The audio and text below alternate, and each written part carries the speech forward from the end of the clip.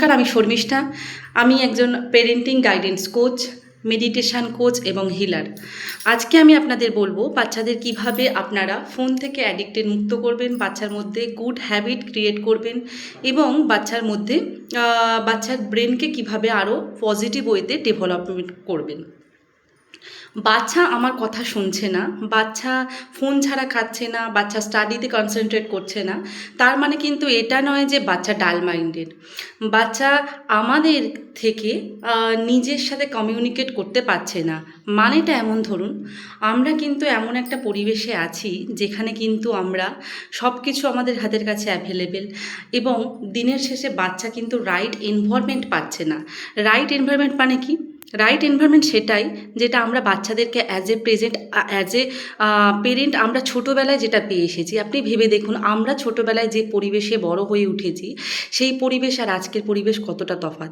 এবং আমরা যখন দেখছি যে টেকনোলজি যত উন্নত হচ্ছে, আমাদের কিন্তু মোবাইল কিন্তু আপনি বাড়িতে যত চেষ্টা করবেন যে ওর থেকে মোবাইলটাকে নিয়ে নেওয়ার, বাচ্চা কিন্তু আরও অ্যাগ্রেসিভ হয়ে যাবে। সুতরাং বাচ্চার থেকে অ্যাডভাইস দিয়ে বকাঝকা করে মারধর করে অনেক সময় আমরা পেরেন্টরা নিজেদের রাগটা ফুলফিলমেন্ট না হতে পারলে বাচ্চাদের গায়ে হাত তুলি, কিন্তু এইসব করলে কিন্তু আপনার বাচ্চা কিন্তু আরও আপনার থেকে সে পালাতে শুরু করবে, এবং সে কিন্তু আপনাকে কোয়ালিটি টাইম দেবে না, সে কিন্তু আপনার সাথে কমিউনিকেট করবে না। এক্ষেত্রে দেখা যাচ্ছে কি, স্টাডি বলছে পরবর্তীকালে বাচ্চা কিন্তু আপনার থেকে সরে যাচ্ছে, এবং সে কিন্তু যখন সে সমাজে মিশছে সে কিন্তু আরও হায়ার লাইফে গিয়ে সে কিন্তু সবার সাথে কমিউনিকেট ঠিকঠাকভাবে করতে পারবে না। সুতরাং বাচ্চার মেন্টাল হেলথটা সবথেকে বড় দরকার। আর বাচ্চার মেন্টাল হেলথটা ঠিক করার জন্যে আমরা পেরেন্টরা কী করতে পারি, কিছু করণীয় কাজ আছে। যেটা বাচ্চাকে মোবাইল অ্যাডিক্টেড করা আমি বোঝাচ্ছি, আমি বাচ্চাকে বলছি যে তুমি দেখো না, বাচ্চা শুনছে না, আমি রেগে যাচ্ছি না। বাচ্চাকে একটা সায়েন্স বলছে এনার্জি কান্ট বি ডিস্ট্রয়েড। এনার্জিকে ডিস্ট্রয় করা যায় না, যে কোনো এনার্জিকে ডিস্ট্রয় করা যায় না। Energy can be transfer. এনার্জিকে একটা ফর্ম থেকে একটা ফর্মকে কিন্তু ট্রান্সফার করতে পারি। সুতরাং বাচ্চার যে আমরা তো সব কিছু আমাদের মধ্যে তো এনার্জি, তো এভরিথিং হ্যাজ এনার্জি। সুতরাং বাচ্চার যে এনার্জিটা আমরা লস হচ্ছে কোথায়? ওই মোবাইল দেখায়। বাচ্চার এনার্জিটা লস হচ্ছে কোথায়? ভিডিও গেম খেলায়। বাচ্চার এনার্জিটা লস হচ্ছে কোথায়? নিজের মধ্যে যে একটা জগৎ তৈরি করে রেখেছে, বা ও একাকিত্বে ভুগছে, বা যাই করুক, যে কোনো অ্যাডিকশানই হতে পারে, সেটার প্রতি বাচ্চা কিন্তু নিজের সমস্ত এনার্জিটা কনসেন্ট্রেট করে রেখেছে। এবার আমি এনার্জিটাকে ট্রান্সফার করব কিভাবে? তাহলে বাচ্চাকে আমি যখন খেতে বসলে আমার বাচ্চা যখন মোবাইল ঘাঁটছে, আমি তাহলে সেই পরিস্থিতি এনভায়রনমেন্টটাই এমনভাবে ক্রিয়েট করব যে যাতে বাচ্চা মোবাইলটা ছেড়ে আমার বা খাওয়ার দিকে বেশি কনসেন্ট্রেট করে। কিভাবে করবে? না, আমাদের হিউম্যান ব্রেনের মধ্যে অনেক রকমের প্যাটার্ন আছে। হিউম্যান ব্রেন, সবার আগে প্রথমে বলে রাখি, হিউম্যান ব্রেন দুটো ভাগে ভাগ। একটা হচ্ছে লেফট হেমিস্ফিয়ার, একটা হচ্ছে রাইট হেমিস্ফিয়ার। লেফট হেমিস্ফিয়ারকে আমরা বলছি সাবকনসিয়াস মাইন্ড, এবং রাইটটাকে বলছি কনসিয়াস মাইন্ড। কনসিয়াস মাইন্ড বা সচেতন মন হচ্ছে যেটা আমরা সারাদিন খাচ্ছি, কথা বলছি, ডে টু ডে লাইফে ওয়ার্ক করছি, এটা কিন্তু সব আমরা কনসিয়াসলি করছি। কিন্তু সাবকনসিয়াস মাইন্ড কিভাবে কাজ করে? আমরা আমাদের লাইফে যা কিছু দেখি সেগুলো কিন্তু আমরা অবচেতন মনে কিন্তু ফিট করতে শুরু করি। কিছুটা এরকম ধরুন যে আমরা কিন্তু আমাদের লাইফে আমরা কিন্তু দেখে শিখি মানে আমরা বড়দের থেকে কিন্তু অভ্যাস অ্যাডাপ্ট করি। কিভাবে অ্যাডাপ্ট করি? দেখুন, আমি বাচ্চাকে বলছি যে তুমি মোবাইল ঘেঁটো না, কিন্তু আমি যখন নিজে করছি সেটা কিন্তু বাচ্চা আমার থেকে দেখে অনেকটা শিখছে। সুতরাং বাচ্চাকে না বলে, বাচ্চার মধ্যে পজিটিভ হ্যাবিট বিল্ড করতে চাইলে নিজেকে পরিবর্তন করুন। হ্যাঁ, অবশ্যই আমরা সবাই কিন্তু ছুটছি বাচ্চাকে পরিবর্তন করার জন্য। না, সবার আগে নিজের মধ্যে যদি চাও বাচ্চা মর্নিংয়ে উঠুক, বাচ্চার মধ্যে গুড হ্যাবিট ক্রিয়েট হলো, বাচ্চার সামনে বই খুলে পড়ুন, বাচ্চাকে নিয়ে ঘুরতে যান। বাচ্চা যখন দেখবে যে পজিটিভ এনভায়রনমেন্ট, আমার চারপাশের পরিবেশটা, যখন বাচ্চা যেটা দেখবে কিন্তু সেটা কিন্তু তার মধ্যে অ্যাডাপ্ট অ্যাডাপ্ট হবে। As we see so we become, মানে আমরা যেটা দেখব সেরকমই আমরা হতে থাকবো। আমরা যেটা চোখের সামনে আমরা যে অভ্যাসগুলো দীর্ঘদিন ধরে দেখতে পারবো সেই প্যাটার্নগুলো কিন্তু আমাদের মাইন্ডে ক্রিয়েট হয়। সুতরাং ফার্স্ট হচ্ছে বাচ্চাকে কিছু বলে বকে না করে নিজেকে পরিবর্তন করুন। হ্যাঁ ডিয়ার পেরেন্টস, নিজেকে পরিবর্তন যখন তোমরা করবে তখন কিন্তু তোমার বাচ্চা অটোমেটিক্যালি পরিবর্তন হবে। এরপর আসছে নেক্সট হচ্ছে বাচ্চাদের আমাদের ব্রেনে যে অবচেতন মন এবং সচেতন মন আছে, left hemisphere right hemisphere, brain কাজ করে কিভাবে।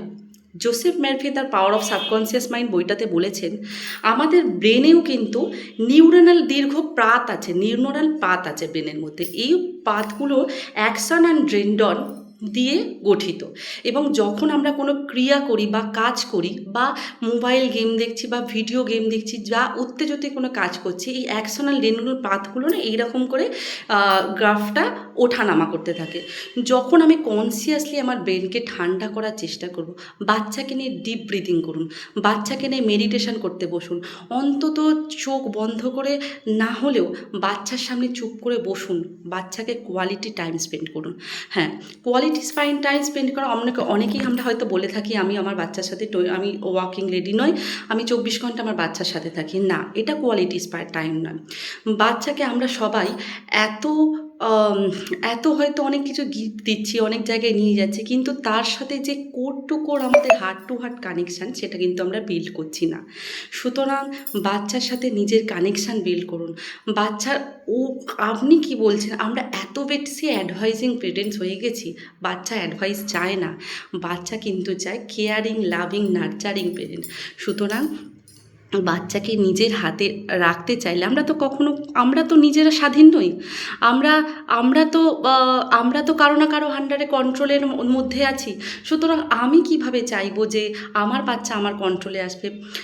এই 2026-এ দাঁড়িয়ে আমি যদি চাই যে একটা ছোট শিশু সে আমার আন্ডারে আসুক, সে আমার কথা শুনুক, না, হবে না। বাচ্চার সাথে সাথে তোমার সাথে সাথে বাচ্চার মধ্যে যেই ওর থিঙ্কিং, ওর যে একটা আলাদা ওর জগৎ, সেটাকে ওকে নিয়ে সেটার সাথে আপনাকে ম্যাচ করতে হবে। মানে আপনাকে আপনার মতামতটা না চাপিয়ে দিয়ে ওর মতামতটা জানার চেষ্টা করুন, এবং সেক্ষেত্রে রাগাঝোগা না করে ওর মতো করে ওকে বুঝুন। দেখুন, আমরা যতই পেরেন্টিং কনসালটেশনের কাছে যাই না কেন, আমাকে কিন্তু at the end of the day কাজ করতে হবে নিজের ওপরই। হ্যাঁ, নিজে যদি না আমি ঠিক হই, আমার বাচ্চাকে আমি কখনো ঠিক করতে পারবো না। সুতরাং নিজেকে যখন তুমি পজিটিভ কাম মাইন্ডেড করবে, নিজে যখন মেডিটেশান করবে, নিজে যখন ব্রিদিং এক্সারসাইজ করবে, নিজে যখন নিজের ওপর কন্ট্রোলটা আনতে শিখবে, তোমার বাচ্চা কিন্তু অটোমেটিক্যালি কন্ট্রোলটা তোমার হাতে চলে আসবে। সুতরাং আমি একটাই কথা বলার, যে আমরা এত বেশি ঘাবড়ে যাই, এত বেশি চিন্তা করি যে আমার বাচ্চা দিন দিন আমার থেকে অনেক দূরে চলে যাচ্ছে, তত কিন্তু আরও দূরে সরতে থাকবে। সুতরাং বাচ্চাকে নিয়ে চিন্তা না করে ঠান্ডা মাথায় ওকে নিয়ে বসুন। আর যদি দেখেন যে এই পরিস্থিতিগুলো কখনো কখনো হয় যে আমরা কিছু টেকনিক ইউজ করি, কিছু আমাদের মেথড আছে যে ইউজ করলে কিন্তু বাচ্চার যে সাবকনসিয়াস মাইন্ডে যে ফিডিংগুলো হয়ে গেছে বাই নেচার, আমরা যে পরিবেশে আছি, বা আমরা যে বাচ্চাকে